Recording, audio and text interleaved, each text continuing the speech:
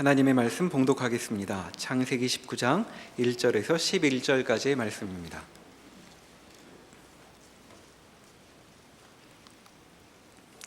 저녁 때에 그 두 천사가 소돔에 이르니 마침 롯이 소돔 성문에 앉아 있다가 그들을 보고 일어나 영접하고 땅에 엎드려 절하며 이르되 내 주여 돌이켜 주의 종의 집으로 들어와 발을 씻고 주무시고 일찍이 일어나 갈 길을 가소서. 그들이 이르되 아니라 우리가 거리에서 밤을 새우리라. 롯이 간청하매 그제서야 돌이켜 그 집으로 돌아오는지라. 롯이 그들을 위하여 식탁을 베풀고 무교병을 구우니 그들이 먹으니라. 그들이 눕기 전에 그 성 사람 곧 소돔 백성들이 노소를 막론하고 원근에서 다 모여 그 집을 에워싸고 롯을 부르고 그에게 이르되 오늘 밤에 내게 온 사람들이 어디 있느냐 이끌어내라. 우리가 그들을 상관하리라. 롯이 문 밖에 무리에게로 나가서 뒤로 문을 닫고 이르되 청하노니 내 형제들아 이런 악을 행하지 말라. 내게 남자를 가까이 하지 아니한 두 딸이 있노라. 청하건대 내가 그들을 너희에게로 이끌어내리니 너희 눈에 좋을 대로 그들에게 행하고 이 사람들은 내 집에 들어왔은즉 이 사람들에게는 아무 일도 저지르지 말라. 그들이 이르되 너는 물러나라. 또 이르되 이 자가 들어와서 거류하면서 우리의 법관이 되려 하는도다. 이제 우리가 그들보다 너를 더 헤아리라 하고 롯을 밀치며 가까이 가서 그 문을 부수려고 하는지라. 그 사람들이 손을 내밀어 롯을 집으로 끌어들이고 문을 닫고 문 밖에 무리를 대소를 막론하고 그 눈을 어둡게 하니 그들이 문을 찾느라고 헤매었더라. 아멘. 오늘 함께 본 창세기 19장 본문을 보시면 소돔을 방문한 두 천사를 나그네로 여기고 롯이 자기 집으로 영접한 내용이 나오고 있습니다. 소돔 사람들이 롯의 집을 방문합니다. 이 사람들이 롯의 집을 방문한 이유는 내게 온 사람들이 어디 있느냐 내어놓아라. 우리가 그들을 상관하리라 라고 하는 말에서 분명히 알 수 있습니다.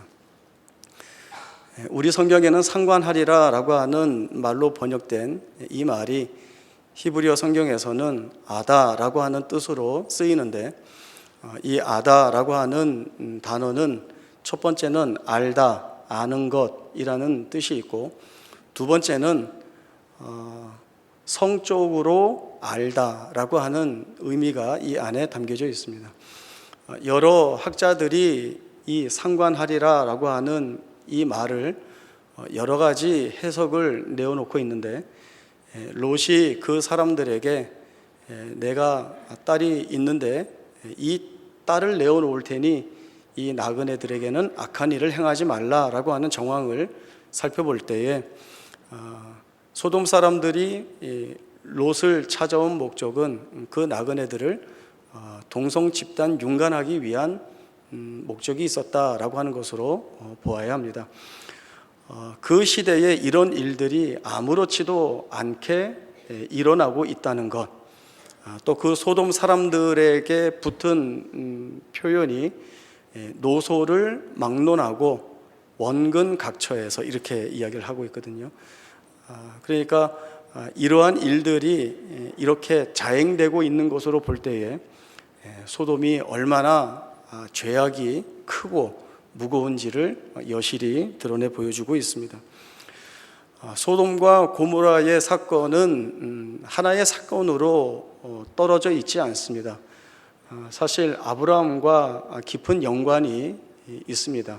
창세기 13장에 보면 아브라함이 롯과 분리할 때에 롯이 요단 지역을 선택하고 소돔에 거주하는 내용이 나옵니다. 거기에 설명이 덧붙여지죠. 창세기 13장 13절에 보면 소돔 사람들은 여호와 앞에 악하며 큰 죄인이었더라, 이렇게 설명이 되어집니다. 또 창세기 18장에 가서 보면 하나님께서 내가 하려는 것을 아브라함에게 숨기겠느냐 말씀하시고, 소돔과 고모라에 대한 부르짖음이 크고 그 죄악이 심히 무거우니 그 모든 행한 것이 과연 내게 들린 부르짖음과 같은지 그렇지 않은지 내가 보고 알려하노라 라고 하는 말씀이 나옵니다. 그리고 이에 대하여서 아브라함의 중모가 나오고, 그리고 소돔의 죄악이 세밀하게 기록이 되고 있습니다. 아브라함의 생애는 하나님께서 택하여 부르시고 언약을 주십니다. 그리고 그 언약을 믿음으로 바라보고 쫓아올 것을 명령하십니다. 그러나 아브라함이나 사라가 그렇게 하지 못했죠. 자신들이 처해 있는 현실에서 하나님의 약속이 이루어질 것이라는 것은 불가능하다고 보았기 때문에 그들은 자신들의 대안거리를 내놓으면서 스스로 만족해하고 있었습니다. 만약에 이것이 잘못이었다라고 하면 하나님이 그러한 아브라함에 대하여서 심판을 하시거나 아니면 택하여 부르신 그 부름을 파기하시거나 취소하시거나 하는 행동으로 이어질 수 있었을 것입니다. 그러나 하나님 그렇게 하지 않으시죠. 끊임없이 반복적으로 아브라함을 찾아오셔서 설득하십니다. 너가 하는 게 아니라 내가 일을 한다. 너는 불가능하게 여기지만 나는 이 모든 일들을 이루어낼 수 있는 능력이 있다. 분명한 여러 증거와 정황들을 보여주시면서 아브라함을 설득해 나가십니다. 그런 가운데에서 점차 아브라함의 믿음이 자라나죠. 그리고 마침내 하나님이 뜻하셨던 믿음의 조상, 그 자리에 이 아브라함이 가게 됩니다. 하나님은 아브라함뿐만 아니라 이 소돔과 고모라에 대하여서도 같은 방법으로 이 일을 하고 계십니다. 이 소돔의 죄악이 대단히 크고 무겁고 중한데 그래서 이들이 죄악 때문에 심판받아 멸망했다라는 것으로 성경 말씀이 끝나는 것이 아니라 오히려 하나님은 하나님의 사람 아브라함을 근거로 제시하면서 한 시대에 그리고 그 시대의 사회와 공동체에 하나님의 거룩하심을 드러내는 의인이라고 이름 붙여진 그 사람들이 자신의 지위에 합당한 책임을 감당하고 있는가에 주목하고 계십니다. 그리고 그 주목한 것에 대하여서 우리에게 말씀을 주고 계십니다. 의인을 악인과 함께 멸하려 하시나이까? 라고 하는 이 아브라함의 중보에 하나님이 귀를 기울이시고 또 아브라함이 강력한 중보의 내용을 더하면서 의인의 수를 줄여나가는 데에도 하나님이 그만해라, 더 이상 양보할 수 없다, 이런 식이면 나는 심판하고 멸망시킬 수밖에 없다, 이렇게 말씀하시는 것이 아니라 계속 그 아브라함의 중보에 귀를 기울이십니다. 그리고 몇 명까지 내려가죠? 50명에서 시작했는데 10명까지 내려갑니다. 10명이라고 하는 것은 그 시대에 한 공동체를 구성하는 최소의 단위입니다. 그 최소의 단위까지 내려가면서 하나님이 요구하시는 것이 무엇인가 하면 의인의 삶이라고 하는 것이죠. 의인, 그가 그 시대를, 그 공동체를 책임지고 있는가를 드러내 보여주시고 계십니다. 하나님이 아브라함을 부르신 것은 그에게 복을 주어 복의 근원으로 삼으시고 여러 민족의 아버지로 삼으사 그를 통하여 천하 만민이 복을 얻게 하려는 것입니다. 한 사람의 생애를 통하여서 천하 만민이 복을 받게 하시려는 의도가 아브라함의 생애에 담겨져 있습니다. 또 아브라함을 통하여서 거룩한 씨를 낳으시고 보존하심으로 인하여서 세상과 인류를 구원하실 그리스도가 그 후손으로 오시는 길을 열어놓고 계시는 것이죠. 이것은 하나님의 구속사에 대한 작정하심, 섭리가 이 한 사람의 생애를 통하여서 세상 앞에 펼쳐지고 있다라고 하는 것입니다. 예수 믿고 회심하여서 하나님의 자녀가 되고 그래서 천국 가는 것이 정해지는 것, 이것이 우리 신앙의 모든 것이라고 한다면 우리도 회심하여 신앙 고백하면 어떻게 돼야 되죠? 바로 죽어서 천국 가야 되죠. 그것뿐이라면.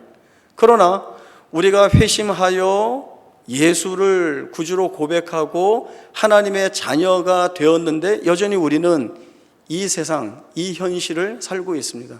왜일까요? 하나님이 이 땅에 남겨두신 것은 이 땅에 남아 하실 일이 있다는 뜻입니다. 하나님이 우리를 통하여 하시고자 하는 일들이 있다는 뜻이죠. 아브라함을 통하여서 천하 만민에게 복을 주는 축복의 통로, 은혜의 통로로 사용하신 것 같이 그와 동일한 우리 생애의 목적을 하나님이 가지고 계시는 것입니다. 그리하여서 하나님 믿고 사는 우리가, 하나님의 말씀을 우리의 힘으로 삼고 사는 우리가 이 하나님과 더불어 사는 것이 우리에게 기쁨이요, 즐거움이요, 복이요, 또 장차 천국에서 맛볼 그 영광을 이 땅에서 사는 것이라고 하는 그 잔치에 참여하는 즐거움을 우리가 누리고 살아야 됩니다. 하나님이 그 자리로 우리를 부르고 계십니다. 그러나 우리의 신앙적 현실은 어떻습니까? 하나님 믿고 사는 것이 부담이 되죠. 하나님 말씀대로 사는 것이 어쩔 때는 우리가 괴로움을 느낄 만한 일들이 되고 짐이 되는 경우가 있습니다. 그러나 거기는 하나님이 우리에게 원하시는 자리가 아닙니다. 하나님은 하나님을 붙잡고 사는 그 생애가 정말 기뻐하고 정말 즐거워하는 가운데 보란듯이 세상 앞에 하나님과 동행하는 그 의인의 삶이 얼마나 복된지를 우리로 하여금 분명하게 드러내기를 원하고 계시는 것입니다. 하나님이 우리에게 요구하시는 의인의 삶이라고 하는 것은 세상적으로 도덕적이고 윤리적인 것을 뜻하는 것이 아닙니다. 그 이상의 것을 우리에게 요구하고 계시는 것입니다. 마태복음 5장 38절 말씀 함께 보겠습니다.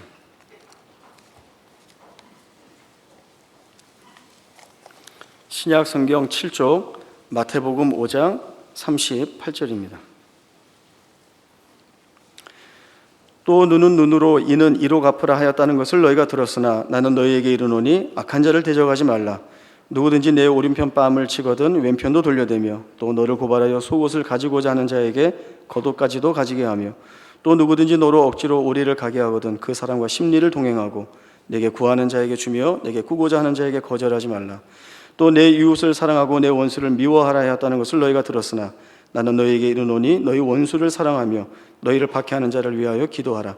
이같이 한즉 하늘에 계신 너희 아버지의 아들이 되리니 이는 하나님이 그 해를 악인과 선인에게 비추시며 비를 의로운 자와 불의한 자에게 내려주심이라. 너희가 너희를 사랑하는 자를 사랑하면 무슨 상이 있으리요? 세리도 이같이 아니하느냐? 또 너희가 너희 형제에게만 무난하면 남보다 더하는 것이 무엇이냐? 이방인들도 이같이 아니하느냐?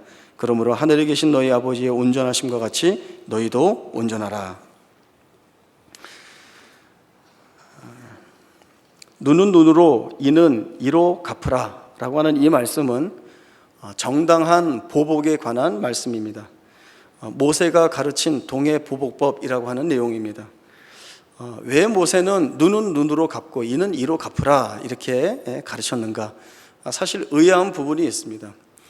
우리는 모세가 가르쳤다라고 하면 너가 참아라, 너가 용서하고 넘어갔으면 좋겠다 이렇게 가르쳤을 것 같은데 조금 우리가 볼 때 너무나 잔인할 정도로 분명하게 선을 긋고 있죠.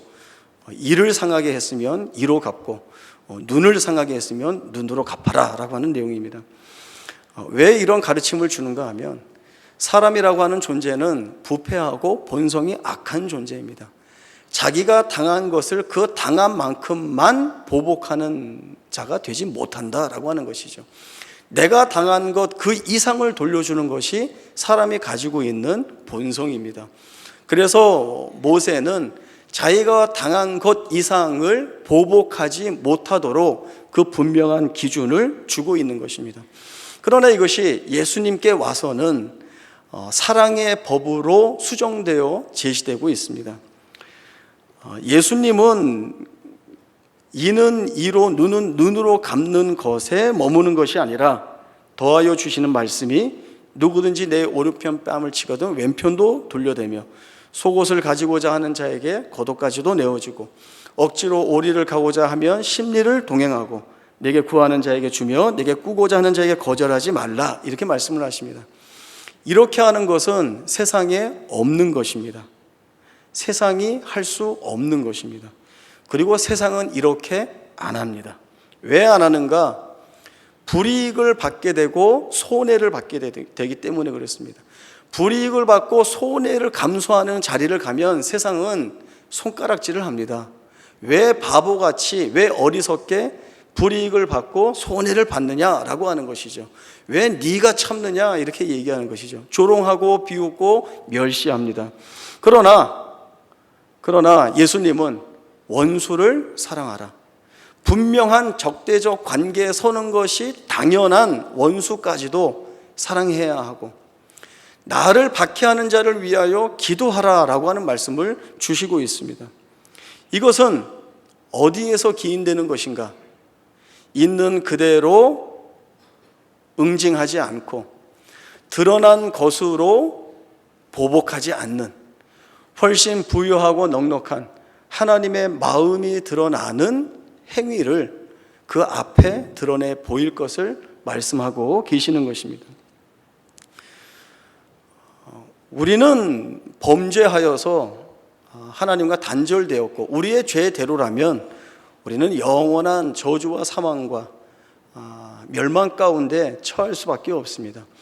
그런 우리들을 법대로 잘라내거나 버리거나 하지 아니하시고, 하나님은 우리에게 사랑의 대상을 삼으셔서 찾아오셨습니다.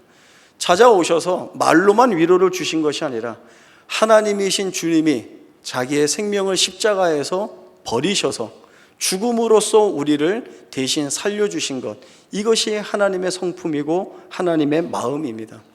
우리가 하나님의 자녀라고 한다면, 그 말씀으로 힘을 얻고 사는 자들이라고 한다면, 마땅히 우리의 삶에 드러나야 할 것은 바로 이러한 하나님의 마음, 하나님의 은혜, 바로 이런 것들이 우리의 생애에 드러나야 합니다. 왜 드러나게 하려 하시는가?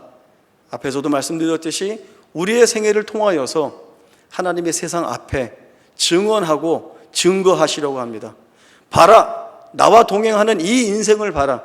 이 인생이 무엇을 힘으로 삼고 있는지, 무엇을 버리고 사는지, 그래서 그가 지금 서 있는 자리가 어디인지 분명히 보아라 라고 하는 하나의 증거로 우리를 삼으시려고 하시는 것입니다.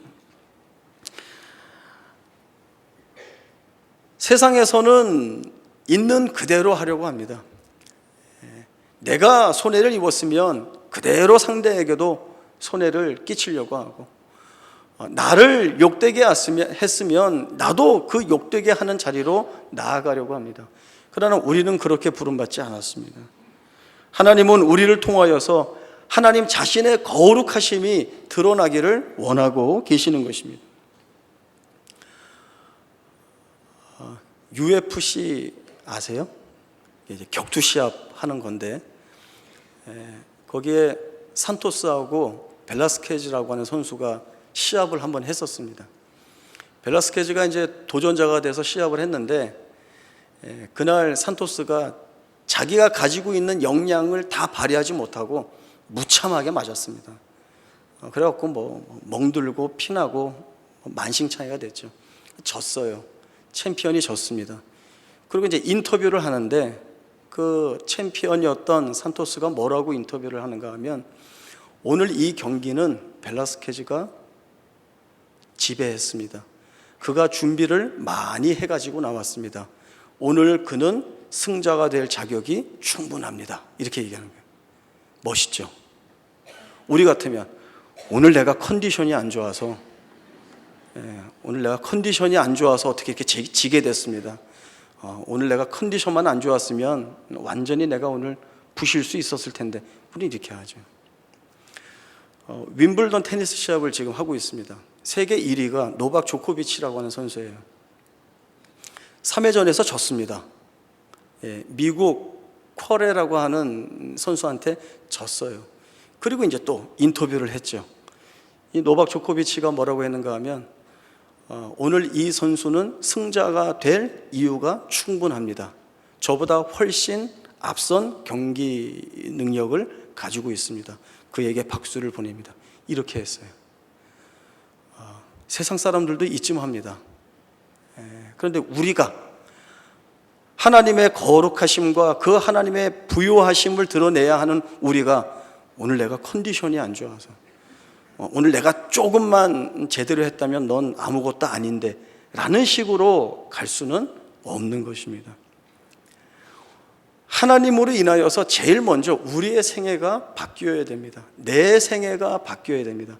내 스스로가 바라보는 내 인생이 바뀌어야 됩니다. 세상의 법칙과 원리를 쫓아가는 것이 아니라 세상이 전혀 알 수 없는, 세상이 가지고 있지 않은, 세상이 할 수 없는 것들을 우리가 드러내면서 해야 하는 것입니다. 그건 참을 수 없는 것을 참아야 되고 받아들일 수 없는 것을 받는 자리까지 나아가야 되는 거죠.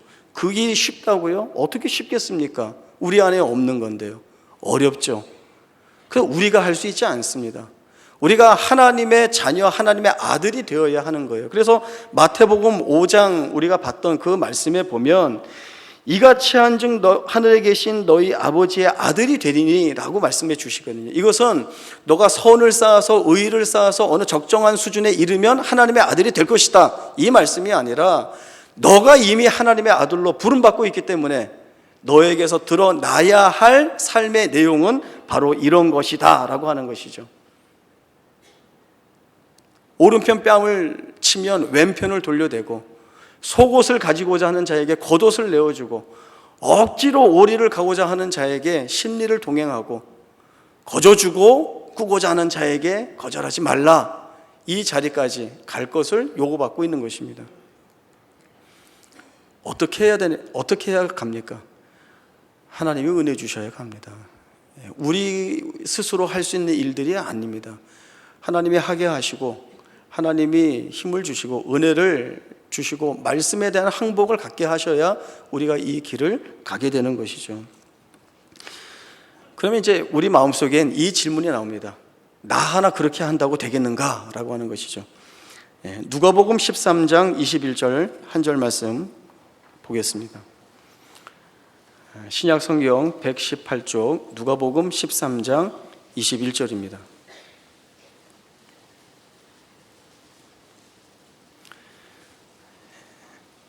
말씀 보겠습니다.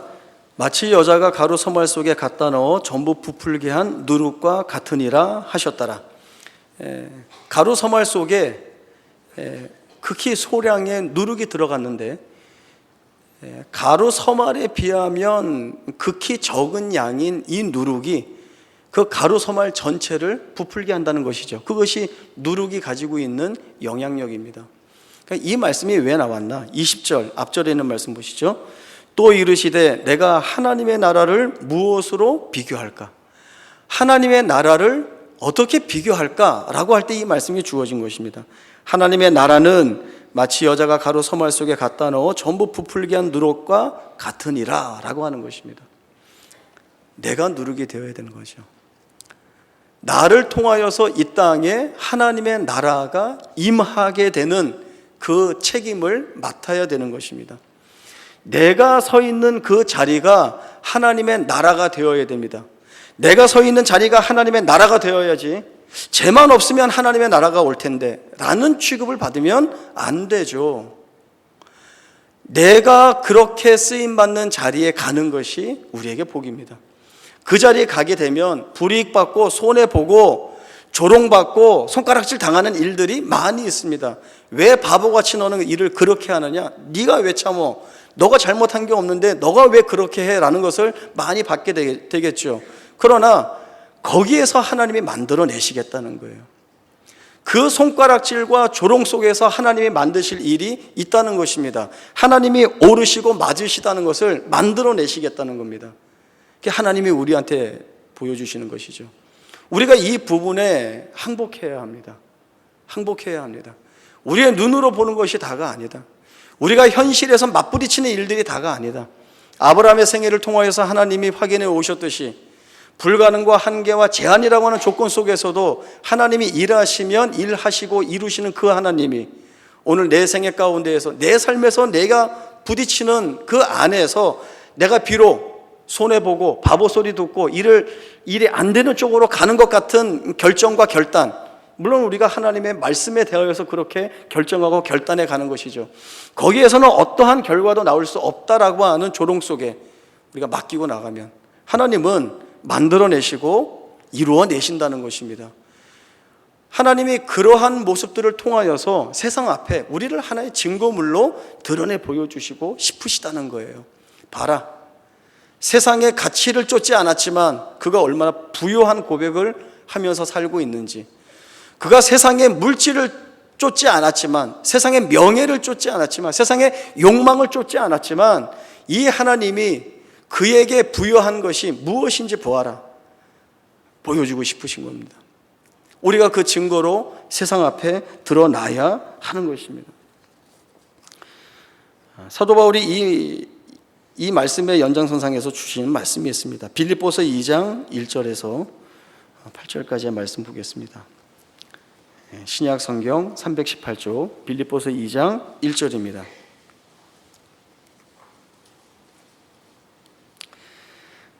사도 바울은 이렇게 이야기를 하고 있습니다. 그러므로 그리스도 안에 무슨 권면이나 사랑의 무슨 위로나 성령의 무슨 교제나 긍휼이나 자비가 있거든 마음을 같이하여 같은 사랑을 가지고 뜻을 합하며 한 마음을 품어 아무 일에든지 다툼이나 허용으로 하지 말고 오직 겸손한 마음으로 각각 자기보다 남을 낫게 여기고 각각 자기 일을 돌볼 뿐더러 또한 각각 다른 사람들의 일을 돌보아 나의 기쁨을 충만하게 하라. 이거 쉽지 않죠. 말씀으로 그냥 읽어 나가기는 쉬운데 쉬운 일 아닙니다. 마음을 같이하여 한 마음 품는다는 게 어렵습니다. 다툼이나 허용으로 하지 말고 겸손한 마음으로 자기보다 남을 낮게 여기는 것 어렵습니다. 다른 사람들의 일을 돌보는 것이 쉽지 않습니다. 우리에게 하라고 주어지고 있지요. 그래서 사도 바울은 이 설명을 더하고 있습니다. 5절 너희 안에 이 마음을 품으라 곧 그리스도 예수의 마음이니 그는 근본 하나님의 본체시나 하나님과 동등됨을 취할 것으로 여기지 아니하시고 오히려 자기를 비워 종의 형체를 가지사 사람들과 같이 되셨고 사람의 모양으로 나타나서 자기를 낮추시고 죽기까지 복종하셨으니 곧 십자가에 죽으심이라. 주님의 마음을 가져야 우리가 이 일에 쓰임을 받습니다. 제일 욕심꾸러기 마음이 뭔가 하면 아무것도 하지 않고 제일 좋은 것을 취하려는 것이 제일 욕심꾸러기죠. 시험 공부하지 않고 시험을 잘 봤으면 좋겠다, 이런 생각이 욕심꾸러기고, 일을 하지 않고 많이 벌어서 잘 살았으면 좋겠다, 이런 생각이 욕심꾸러기입니다. 우리가 어려운 길을 가고 있습니다. 솔직히 얘기하면 어려운 길을 가면, 어려운 길을 간다는 것은 세상적으로 볼 때 어려운 길을 간다는 것입니다. 말씀을 쫓아 사는 것이 쉽지 않습니다.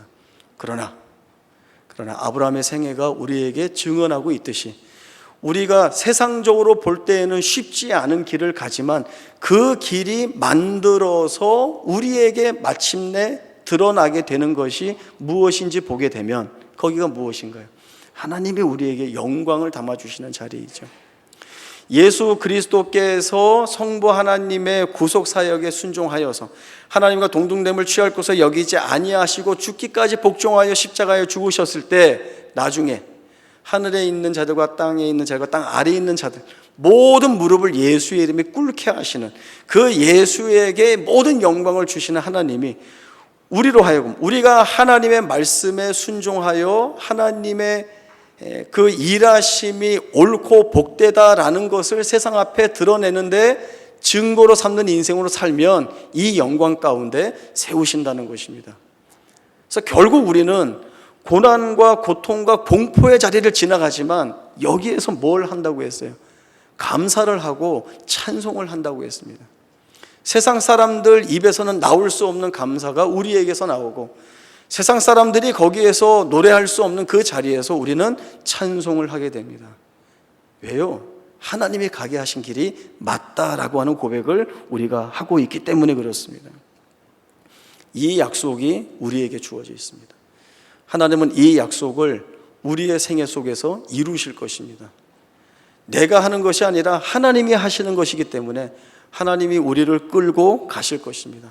결코 쓰러질 수 없는, 결코 실패할 수 없는 자리로 우리를 끌고 가실 것입니다. 이 하나님의 이끄심에 여러분이 항복하시고, 제일 먼저는 여러분이 항복하시고 그 항복 속에서 확인받는 바를 감사함으로 붙잡을 때에 우리의 생애가 복되다는 것을 분명히 아시고 이 자리 감사함으로 찬송함으로 살아낼 수 있기를 바랍니다. 기도하겠습니다. 하나님 아버지, 은혜를 감사합니다.